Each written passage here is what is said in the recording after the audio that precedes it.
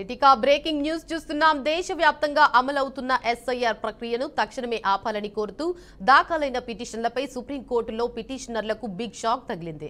ఎన్నికల సంఘం ప్రతిష్టాత్మకంగా నిర్వహిస్తున్న ఈ అంశంపై స్టే విధించడానికి సుప్రీంకోర్టు నిరాకరించింది. ఇక దేశంలోని పలు రాష్ట్రాల్లో ఇప్పటికే ఎస్ఐఆర్ ప్రక్రియ కొనసాగుతున్నందున ఈ దశలో దానిపై స్టే ఇవ్వడం సాధ్యం కాదని సుప్రీంకోర్టు ధర్మాసనం స్పష్టం చేసింది.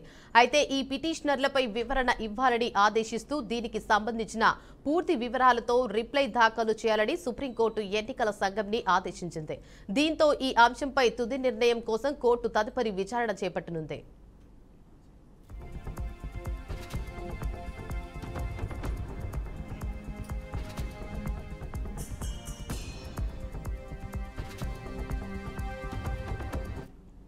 ఇదిలా ఉంటే భారత ఎన్నికల సంఘం చేపట్టిన ఓటర్ల జాబితా ప్రత్యేక విస్తృత సవరణను సవాలు చేస్తూ దాఖలైన పిటిషన్లపై సుప్రీంకోర్టు విచారణ తేదీలను ఖరారు చేసింది.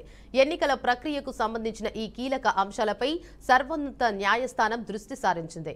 ఈ క్రమంలో కేరళ రాష్ట్రానికి సంబంధించిన పిటిషన్లను డిసెంబర్ 2న, తమిళనాడుకు సంబంధించిన పిటిషన్లను డిసెంబర్ 4న, పశ్చిమ బెంగాల్కు సంబంధించిన పిటిషన్లను డిసెంబర్ 9న విచారణకు జాబితా చేసింది.